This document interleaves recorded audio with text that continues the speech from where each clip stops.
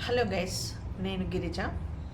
ఈరోజు టాపిక్ ఏంటంటే మణికంఠ అని అందరూ ఫేకా రియల్ ఎమోషన్సా అని అంటున్నారు.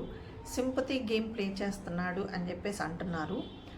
సో ఓవరాల్గా ఇప్పటి వరకు జరిగిన ఎపిసోడ్స్ మొత్తం చూసి అతను సోషల్ మీడియాస్ ద్వారా తెలుసుకున్న ఇన్ఫర్మేషను, వాళ్ళ సిస్టర్ ఇచ్చిన ఇన్ఫర్మేషన్ ప్రకారం అతను చేస్తున్నదైతే నా ఒపీనియన్ ప్రకారం ఫేక్ అయితే కాదు, బట్ ఎక్కువ సింపతి అని షో చేస్తున్నాడని చెప్పేసి అనిపిస్తుంది. తనకున్న పెయిన్ వచ్చేసి అంటే ఇన్నిసార్లు చెప్పడం వల్ల అందరికీ డౌట్ వస్తుంది అనమాట. యాక్చువల్గా అందరి ఒపీనియన్ ఏంటి అంటే అందరికీ ఎమోషన్స్ ఉంటాయి, అందరికీ పెయిన్ ఉంటుంది. పాస్ట్లో పెయిన్ లేనోడు అనేది ఉండదు అనమాట. సో అందరికీ పాస్ట్ ఉంటుంది. ఇతను ఏంటంటే ఫస్ట్ రోజు మనకి ఎంట్రీ షో ఉంది కదా, అక్కడ చెప్పేశాడు నాగార్జున దగ్గర.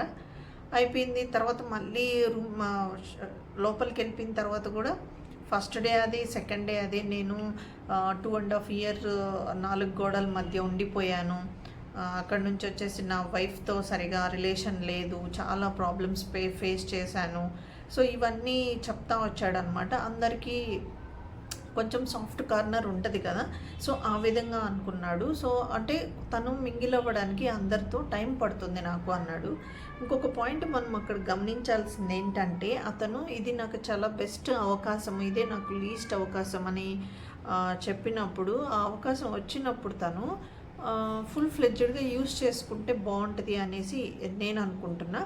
ఎందుకంటే బిగ్ బాస్ అనేది చాలామంది, కోట్ల మంది ఎదురు చూసే షో అనమాట అవకాశం కోసం. అందులో ఆ అబ్బాయికి అవకాశం వచ్చినప్పుడు దాన్ని ఇలా ఊరికే సింపతితో చెప్పేసి నాకు ఇలా ప్రాబ్లం అని చెప్పేసి గేమ్ ఆడకుండా, అందరితో మింగిల్ అవ్వకుండా, ఇలా దీన్ని వేస్ట్ చేసుకోకుండా దీన్ని యూజ్ చేసుకుంటే బెస్ట్.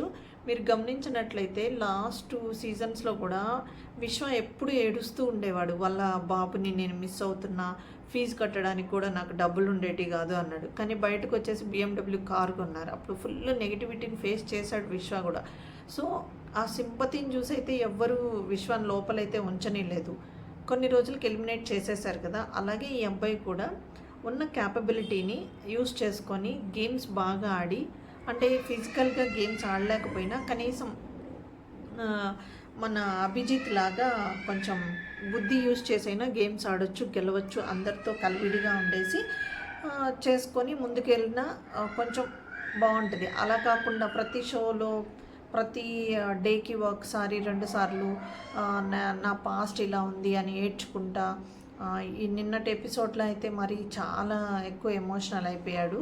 ఈరోజు ప్రోమోలో కూడా ఫుల్ లాస్ట్ 30 seconds మీరు గమనించినట్లయితే నాకు అస్సలు లేదు, నా స్టెప్ ఫాదర్తో నేను చాలా కష్టాలు పడ్డాను, అది ఇది అని చెప్పేసి అన్నీ చెప్పాడనమాట.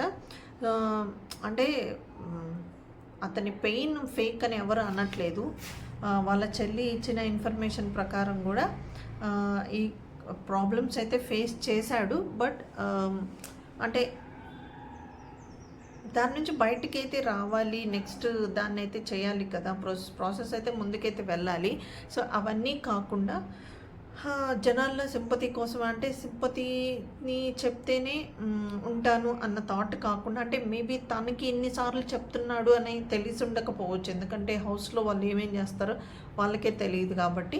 సో అందరి పాస్ట్ అయితే చెప్పాడు. అక్కడ నవీన్ ఉన్నాడు కదా, నవీన్ కూడా చెప్పాడు నాకు ఒక మూవీ డైరెక్ట్ చేయాలి, ఆ మూవీ మా నాన్నకి చూపించాలి, ఈ లోపలే మా నాన్న చనిపోయాడు అని చెప్పేసి తను కూడా చెప్పాడు. సో ఇట్లా అందరికీ పాస్ట్ అనేది ఉంటుంది. బట్ నవీన్ ఏంటంటే లోపల ఒక్కసారి కూడా యూజ్ చేయకుండా తన గేమ్ ఎలా ఆడాలి, అందరూ ఎలా ఉంటున్నారు, అందరి మైండ్ని రీడ్ చేసే దాంట్లో ప్రాసెస్లో ఉన్నాడనమాట. సేమ్ టైం సీతక్క కూడా నేను చాలా ప్రాబ్లం ఫేస్ చేశానండి, అంటే పబ్లిక్ నుంచి కూడా నేను ఎక్కువ నెగిటివిటీని తీసుకున్నాను, నేను చేసే ప్రొఫెషన్నే నా మీద వేసి నా క్యారెక్టర్నే ఇట్లా చేశారని చెప్పి ఒక అమ్మాయి అలా చెప్తుందంటే నిజంగా చాలా బాధ సిచ్యువేషన్ అనమాట.